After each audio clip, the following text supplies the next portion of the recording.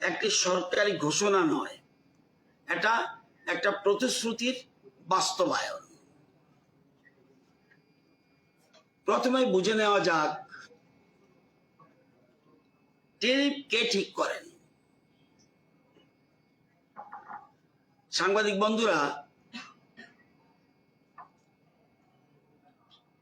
শুরুতেই একটা বড় ভুল ধারণা ভেঙে দিতে চাই, কারণ এটা না বুঝলে আজকের ঘোষণার গুরুত্ব পুরোপুরি বোঝা যাবে না। টিএসসিসিএল মানে নিগম বিদ্যুতের দাম ঠিক করে না। রাজ্য সরকারও সরাসরি ট্যারিফ বাড়ায় না। বিদ্যুৎ আইনের 2003 এর ধারা 61 and 62 অনুযায়ী ট্যারিফ নির্ধারণের দায়িত্ব সম্পূর্ণভাবে একটা স্বাধীন সংস্থার। ত্রিপুরা বিদ্যুৎ নিয়ন্ত্রক কমিশন, যাকে আমরা টিইআরসি বলে থাকি। এখানে একটা গুরুত্বপূর্ণ তথ্য আপনাদের জানানো দরকার। টিইআরসি কোনো সরকারি দপ্তর নয়, এটা একটা আধা বিচার বিভাগীয় কোয়াজি জুডিশিয়াল আমরা বলে থাকি, কোয়াজি জুডিশিয়াল সংস্থা। অনেকটা আদালতের মতোই স্বাধীনভাবে কাজ করে। প্রতি বছর টিএসসিসিএল তার আয় ব্যয়ের হিসাব দিয়ে একটা পিটিশন দাখিল করে। কার কাছে? টিইআরসির কাছে। এরপর জনশুনানি হয়, তারপর টিইআরসি নিজে বিচার বিশ্লেষণ করে ট্যারিফ অর্ডার জারি করেন। সাংবাদিক বন্ধুরা, এখানে একটা জাতীয় প্রেক্ষাপটও আছে। মাননীয় সুপ্রিম কোর্ট গত বছর একটা ঐতিহাসিক রায়ে স্পষ্ট বলেছেন, this is the judgment of the supreme court last year. দেশের প্রতিটি রাজ্য বিদ্যুৎ নিয়ন্ত্রক কমিশনকে মানে এসিআরসি তাদের সঞ্চিত রাজস্ব ঘাটতি বা রেগুলেটরি গ্যাপ নির্দিষ্ট সময়সীমার মধ্যে অর্থাৎ 3 বছরের মধ্যে মিটিয়ে ফেলতে হবে। If any gap is there, এবং ট্যারিফ যেন প্রকৃত ব্যয়ের প্রতিফলন হয় তা নিশ্চিত করতে হবে। এই সুপ্রিম কোর্টের নির্দেশের প্রেক্ষাপটেই দেশের প্রতিটি রাজ্যে ত্রিপুরা সহ নিয়ন্ত্রক কমিশনগুলোকে নতুন ট্যারিফ অর্ডার জারি করতে হয়েছে। এটা কোনো রাজ্য সরকারের ইচ্ছা নয়, এটা দেশের সর্বোচ্চ আদালতের নির্দেশ। কেন এবছর ট্যারিফ বাড়লো? আসলে তো বেড়েছে, এটা তো অস্বীকার করতে পারবো না। এখানে একটা কথা আমি বলতে চাই, 2019 থেকে 2023 টানাই 4 বছর আমাদের সরকার রাজ্যের মানুষের উপর একটু ট্যারিফ বৃদ্ধির বোঝা চাপতে দেয়নি। রেকর্ড দেখলেই বুঝবেন। এই দীর্ঘ সময় ধরে আমরা গ্রাহকদের সুরক্ষা দিয়ে এসেছি, যদিও তখনও ব্যয় বেড়েছে, কিন্তু একটা সময় পর আন্তর্জাতিক পরিস্থিতিতে অর্থাৎ গ্যাসের দাম বৃদ্ধি এবং সুপ্রিম কোর্টের নির্দেশ, দেশের আন্তর্জাতিক বাজারে গ্যাসের দামের বৃদ্ধি এবং সুপ্রিম কোর্টের নির্দেশ, দুইয়ের চাপে এবছর নিয়ন্ত্রক কমিশন ট্যারিফ সংশোধন করতে গিয়েছে। এবার ইতিহাস আরেকটা হলো আজ। আমি আপনাদের সামনে বন্ধুরা একটা তথ্য দিতে চাই, কারণ তথ্যের চেয়ে বড় সত্য আর কিছু নয়। আজ আপনাদের দেখাতে চাই বামফ্রন্টের শেষ 8 বছর আর আমাদের বিজেপি সরকারের 8 বছর। এই দুটো চিত্র পাশাপাশি রাখলে ঠিক কি দেখা যায়? 8 বছর 8 বছর। বামফ্রন্ট আমলে ট্যারিফ বৃদ্ধির চিত্র, এই যে কপিটা আমি এটা আপনাদেরকে দেব। 10-11-তে ট্যারিফ বৃদ্ধি হয়েছে 62%। 12-13-তে 7.75%, 13-14-তে 40.45%, 14-15-তে 5.83%। এটা যোগ করলে 10-11 থেকে 17-18 এই যে 8 বছর ট্যারিফ বৃদ্ধি হয়েছে 116 অর্থাৎ 116.03%। অর্থাৎ বিদ্যুতের দাম কার্যত দ্বিগুণ হয়ে গিয়েছিল। আর আমাদের আমলে 18 থেকে 26-27 মানে এবছর এই 8 বছরের মোট বৃদ্ধি হয়েছে 40.42%। বামফ্রন্টের তুলনায় 2.5 ভাগেরও কম। আর 2020-21 সালে তো ট্যারিফ বাড়েনি, পুরো রেকর্ড দেবেন ইতিহাস, এই জন্য বলছে ইতিহাস এবং আজ, বরং রিবেট দিয়ে 2.34% কমানো হয়েছিল, যা রাজ্যের বিদ্যুৎ ইতিহাসে একটা বিরল ঘটনা। এটা ফ্যাক্ট। বামেদের আমলেও 10-11 সালে আন্তর্জাতিক বাজারে গ্যাসের ক্রয় মূল্য বৃদ্ধি হয়েছিল 179%। বাড়েনি ওই সময় আন্তর্জাতিক বাজারে, এটা আমি বলবো না, 179%, 179%। এর ফলস্বরূপ পূর্বেরকার সরকার 62% ট্যারিফ বৃদ্ধি করে, এবং আর যেখানে গ্যাসের ক্রয় মূল্য এবার হলো 179%, তাদের সময় 10-11-তে এই জন্য তারা বৃদ্ধি করেছিল 62%। এখন 22-23 কত বেড়েছিল? 196%। না, 22-23 একটা ফুটও বাড়েনি, 196%। এবং আমরা কোনো ট্যারিফ বৃদ্ধি করিনি। হ্যাঁ, 23-24-এ কমিশন বিদ্যুৎ বিল বাড়াতে বাধ্য হয়েছে। সাংবাদিক বন্ধুরা, এটাই পার্থক্য। একটা সরকার শুধু ক্ষমতায় থাকে, আরেকটা সরকার মানুষের পাশে থাকে। আমরা দ্বিতীয়টা বেছে নিয়েছি।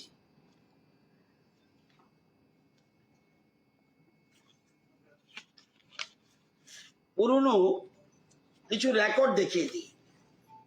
10-11 যেটা বলছিলাম, 62% বিদ্যুৎ মাশুল বৃদ্ধি। 10-11 দৈনিক সংবাদ, সংগম থেকে আরম্ভ করে অনেকগুলি বিদ্যুৎ মাশুল বৃদ্ধির প্রস্তাব বিরোধিতায় যুব কংগ্রেস।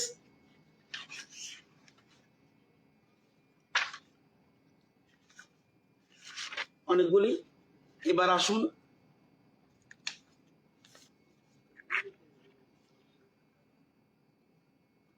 স্বয়ং মিনিস্টার বলছে, আমার মতো উনিও মিনিস্টার ছিলেন, অতিরিক্ত 22 কোটি টাকার ভর্তুকি দিচ্ছে রাজ্য। আমি তো এখানে 62% দেখেছি, এটা ডেলি দেশের কথা। বলছে 64% বাড়িয়েছে। আমি বরঞ্চ আমার হিসাবে দেখেছি 62%।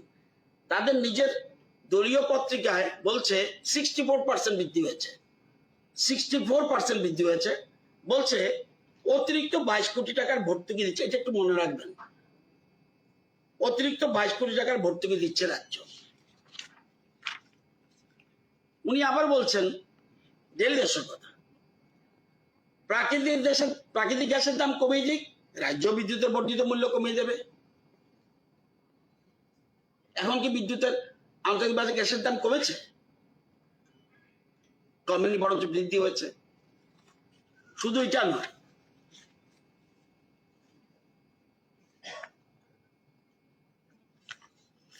আবার 2013 40% বৃদ্ধি। এটা তো বলছে মন্ত্রী নিজে বলছে। কাদেরকে উৎসাহিত করতে আমি জানি না। বিদ্যুৎ চুরি বন্ধ অসম্ভব, বাড়ানো হবে মাশুল।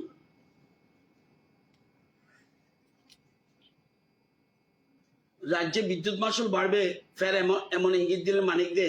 রবিবার স্থানীয় টাউন হলে এক আলোচনা চক্রে উদ্যোগের ভাষ্যকে দেওয়ার সময় ইঙ্গিত দেন তিনি। বিদ্যুতের মন্ত্রী শ্রী দে বলেন, বিপজ্জনক পরিস্থিতি চলছে, রাজ্যের বিদ্যুতের নিগম পঙ্গু হবার উপক্রম হয়েছে। তিনি সাফ বলে দেন, বিদ্যুৎ চুরি রোধ অসম্ভব, পাহারা দিয়ে বিদ্যুৎ চুরি রোধ করা যাবে না। তার মতে হুক লাইন ধরার কোনো যন্ত্র নেই।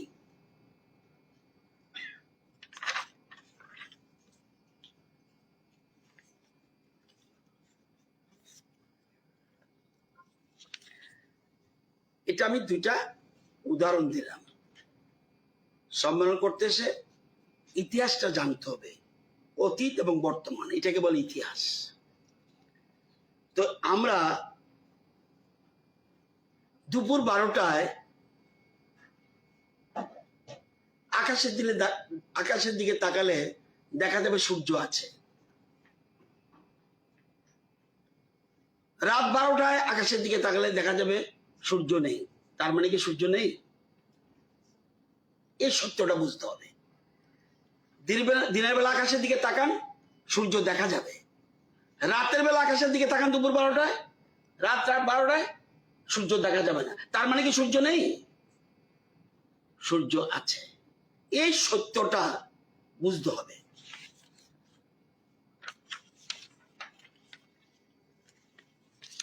যখন মানুষ আতঙ্কিত হয়েছিলেন আমরা শুনেছিলাম। সাংবাদিক বন্ধুরা, টিআরসির 26-27 সালের ট্যারিফ অর্ডার প্রকাশিত হওয়ার পর আমি অস্বীকার করব না, রাজ্যের মানুষের মধ্যে একটা আতঙ্ক তৈরি হয়েছে। অ্যাট প্রেজেন্ট এটা বাস্তব সত্য। বিশেষ করে স্থায়ী মাসুলের, ফিক্সড চার্জের অংশ কোনো একটা দুই একটা পত্রিকা আমি দেখেছি খুব সুন্দর করে এক্সপ্লেন করেছে। ফিক্সড চার্জ ব্যাপারটা অস্বাভাবিকভাবে বেড়ে যাওয়ায় বহু পরিবার, বহু ছোট দোকানদার, বহু কৃষক উদ্বিগ্ন হয়ে পড়েছিলেন। আমরা সেই উদ্যোগ, সেই ফোন কল, সেই চিঠি সব পেয়েছি। আজ আমি এই সবাই খোলাখুলি স্বীকার করছি, সরকার মানুষের এই কষ্ট বুঝেছে। ফিক্সড চার্জ এই অস্বাভাবিক বৃদ্ধি আমরা অনুভব করেছি। আমরা সাইলেন্ট স্পেক্টাটর হয়ে বসে থাকিনি। আর এই উপলব্ধি থেকেই আমরা সিদ্ধান্ত নিয়েছি এই বাড়তি বোঝা আমরা রাজ্যের মানুষের কাঁধে থাকতে দেব না। আমরা এই বোঝা তুলে নেব সরকারের নিজের কাঁধে। সত্যি বলতে আমরা এই বেদনার কথা অনেক আগেই বুঝেছিলাম। আমরা আগের বেশ কয়েকটি সাক্ষাৎকারে, কয়েকটি জনসভায় আমি ইঙ্গিত দিয়েছিলাম সরকার একটা স্বস্তির পদক্ষেপ নিয়ে কাজ করছে। কিন্তু এ ধরনের একটা বড় আর্থিক সিদ্ধান্তের পেছনে অনেক কাগজপত্র, অনেক হিসাব নিকেশ, অনেক আইনি প্রক্রিয়া থাকে এবং সেই কাজ সম্পন্ন করতে কিছুটা সময় লেগেছে। কিন্তু আজ আমি গর্বের সঙ্গে বলতে পারি সে কাজ সম্পূর্ণ হয়েছে। একটা কথা মনে রাখতে হবে, রাজনীতি করতে হলে আদর্শবাদী ও বাস্তববাদী হতে হবে। শুধু আদর্শবাদী হলে হবে না, আদর্শবাদী ও বাস্তববাদী হতে হবে। পলিটিক্যাল এক্সপেরিয়েন্সিও থাকতে হবে, অর্থাৎ রাজনৈতিক ঔচিত্য থাকতে হবে, লাইন অফ অ্যাকশন থাকতে হবে, অর্থাৎ অনেক চিন্তা করে সিদ্ধান্ত নিতে হবে, অর্থাৎ যথাসময়ে সঠিক পদক্ষেপ। এটাই হলো পলিটিক্যাল এক্সপেরিয়েন্সি। আমি ইচ্ছা করলে ছুট করে সিদ্ধান্ত নেব, এটা হতে পারে না। কতগুলি নিয়ম কানুন রয়েছে। আজকে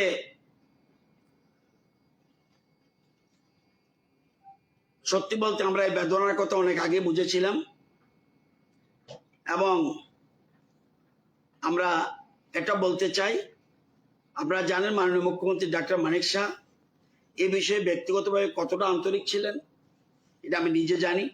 তিনি নিজে জরুরি বৈঠক ডেকেছেন, ঊর্ধ্বতন একটি আধিকারিকের সঙ্গে অত্যন্ত গুরুত্ব সহকারে এ বিষয়ে দীর্ঘ আলোচনা করেছেন।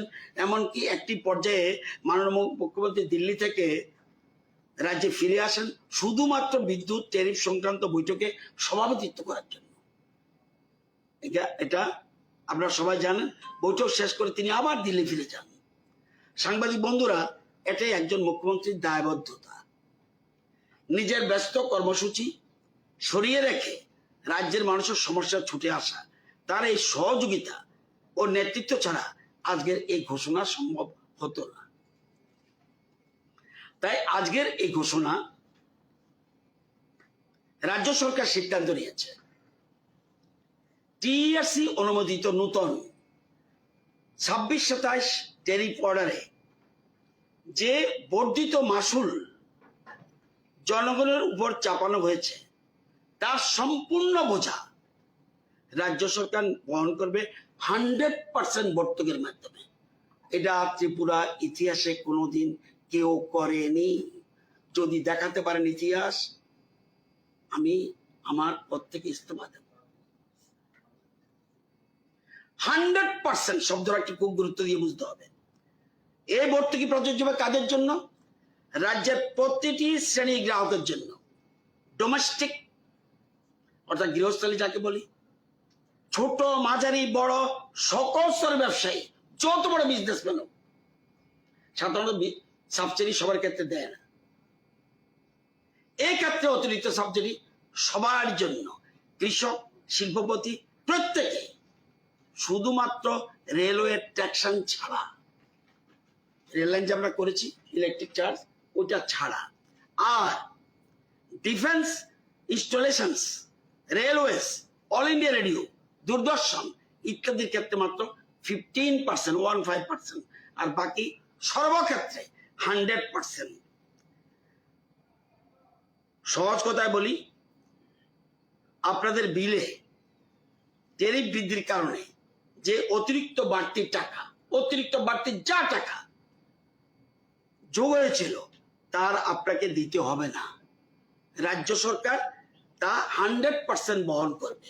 অতিরিক্তটা যারা প্রশ্ন উঠতে পারে, যারা ইতিমধ্যে বাড়তি টাকা দিয়ে দিয়েছেন তাদের জন্য কি? আমি জানি আপনাদের মনে এই প্রশ্ন উঠবে। যারা ইতিমধ্যে নতুন বর্ধিত ট্যারিফ অনুযায়ী বিল মিটিয়ে দিয়েছেন তাদের কি হবে? তাদের প্রশ্নের জবাব হলো, এই ভর্তুকির কার্যকর হচ্ছে 2000, এখন যে আমাদের ট্যারিফটা শুরু হয়েছে অতিরিক্তটা মে মাস থেকে, গত মে মাস থেকে। তো এই ভর্তুকি কার্যকর হচ্ছে মে মাস থেকে, অর্থাৎ পূর্ববর্তী তারিখ থেকে। যেসব গ্রাহক ইতিমধ্যে বর্ধিত হারে বিল মিটিয়েছেন তাদের প্রদত্ত বাড়তি অর্থ তাদের পরবর্তী 3 মাসের বিলে ধাপে ধাপে অ্যাডজাস্টমেন্ট করে ফেরত দেওয়া হবে। আগামী সেপ্টেম্বর, মানে এখন অগস্ট মাস চলছে, এই যে সেপ্টেম্বরের 1 তারিখ, তাহলে সেপ্টেম্বর, অক্টোবর, নভেম্বর, এই 3 মাসের গ্রাহকদের হাতে যে বিল পৌঁছাবে তাতে এই অ্যাডজাস্টমেন্ট প্রতিফলিত হবে। একটা উদাহরণ দিলে বুঝতে পারবেন।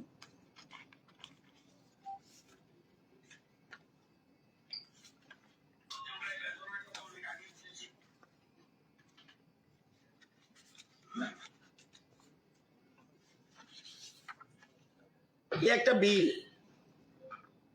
দেখবেন, এই বিলের মধ্যে কোথাও একটা জায়গাতে সাবসিডি আছে, কোথাও একটা জায়গায় সাবসিডি আছে। প্রতি বিলে সাবসিডি থাকে। সে শুরু থেকেই, যেমন সাবসিডির কথা পরে বলছি, এই যে বিলটা, এটার মধ্যে একটা জায়গাতে আছে, দেখুন 12 নম্বর জায়গাতে সাবসিডি আছে। তার মানে যেমন এই লোকটা সাবসিডি কত পেয়েছে? 79 টাকা 92 পয়সা। এবার 3টা জায়গায় সাবসিডি থাকবে। কথাটা, একটা জায়গায় সাবসিডি মানে বর্তমানে সাবসিডি যেটা চালু আছে, সরকার এখন সাবসিডি দিচ্ছে। তাও এটা বলে রাখি আপনাদের, সরকার, ত্রিপুরা বর্তমান সরকার সাবসিডি দিচ্ছে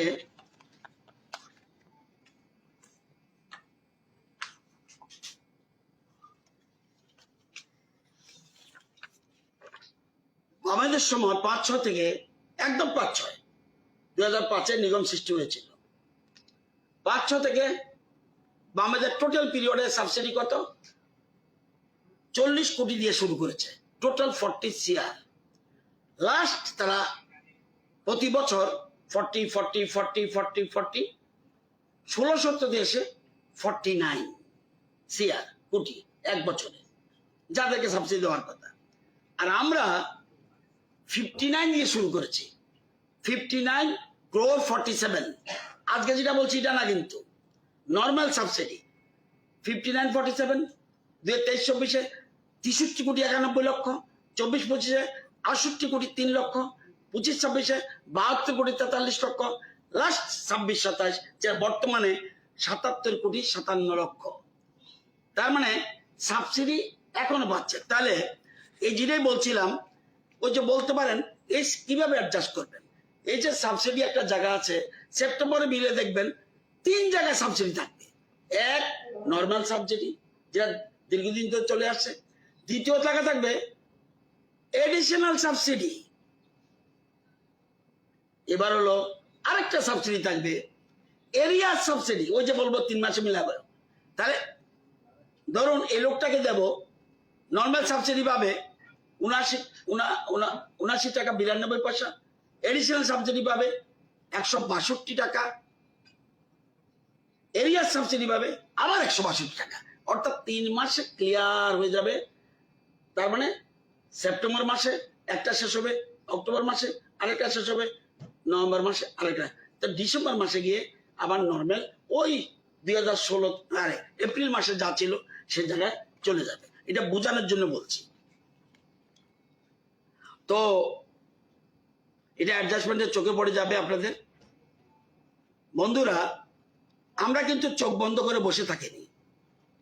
খবরে কাগজের পাতায়, সোশ্যাল মিডিয়ায়, প্রতিটি পোস্টে রাজ্যের মানুষের যন্ত্রণা আমরা পড়েছি, দেখেছি, অনুভব করেছি।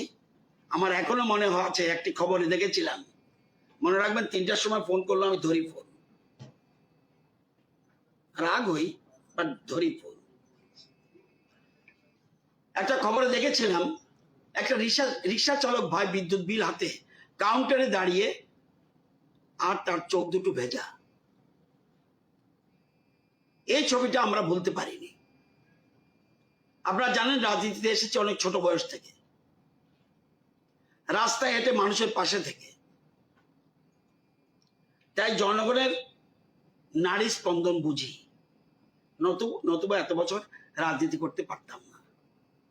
অল্পতে বুঝে ফেলি what is the sentiment of the people. আজ এই সভা থেকে কথা দিচ্ছি, আপনারা যে বিশ্বাস, যে জনমত নিয়ে আমাদেরকে এই দায়িত্বে বসিয়েছেন, সেই বিশ্বাসের সঙ্গে কোনো অন্যতা হতে দেব না, ফলাফল যাই হোক।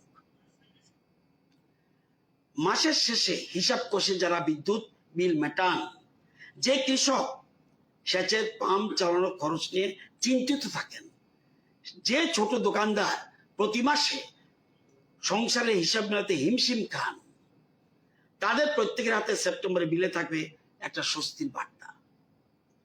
এটাই এই সরকারের প্রতিশ্রুতি এবং আর এটাই তার বাস্তবায়ন। তাই আজকে শেষ কথা হলো, সাংবাদিক বন্ধুরা, রাজনীতিতে অনেক প্রতিশ্রুতি হয়, অনেক ঘোষণা হয়, কিন্তু আজকের এই ঘোষণা একটু আলাদা। এটা একটা সিদ্ধান্ত যা আজ থেকেই কার্যকর এবং যার সুফল আপনারা সামনের মাসে নিজেদের বিলে দেখতে পাবেন। রাজ্যের ইতিহাসে এই প্রথম কোন সরকার, একটি সরকার তার গ্রাহকদের 100% অর্থাৎ অতিরিক্ত সম্পূর্ণ বোঝা নিজের কাঁধে তুলে নিল। এটা কোনো সাধারণ প্রশাসনিক সিদ্ধান্ত নয়, এটা একটা বার্তা। এই সরকার সংখ্যার সরকার নয়, এই সরকার মানুষের সরকার। মাননীয় প্রধানমন্ত্রী শ্রী নরেন্দ্র মোদীজি সবকা সাথ সবকা বিকাশ এই মন্ত্রকে সামনে রেখে মাননীয় মুখ্যমন্ত্রী ডক্টর মানিক শাহের নেতৃত্বে গতকাল রাজ্য মন্ত্রিসভায়, আমি ইচ্ছা করলেও পারি না, রাজ্য মন্ত্রিসভায় অতিরিক্ত বর্ধিত মাসুলের 100% সাবসিডি দেওয়ার সিদ্ধান্ত গ্রহণ করা হয়েছে।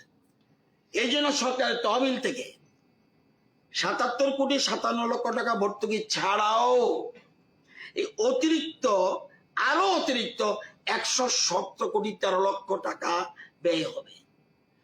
এটা ত্রিপুরা রাজ্যের ইতিহাসে এই প্রথম 100% ভর্তুকি কোন ভারতবর্ষের কোন সরকার দিয়েছে বলে আমার অন্তত জানা নাই। এবং 77.57 প্লাস 117.13 অর্থাৎ টোটাল ভর্তুকি রাজ্যে এই বছর যাচ্ছে 194,70,00,000। এবং সাংবাদিক বন্ধুরা, আমরা আপনাদের মাধ্যমে রাজ্যের প্রতিটি করে একটাই বার্তা পৌঁছে দিতে চাই।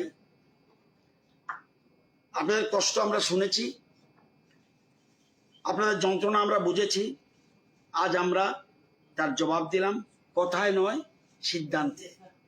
সবাইকে ধন্যবাদ। আজকে আর কিছু বলবো না। বাকি কথা 27 তারিখ বিধানসভা আছে, সেখানে বাকি কথা হবে। সেই জন্য আমরা জবাবদিহি দেওয়ার জন্য সবসময় প্রস্তুত আছি। সবাইকে ধন্যবাদ।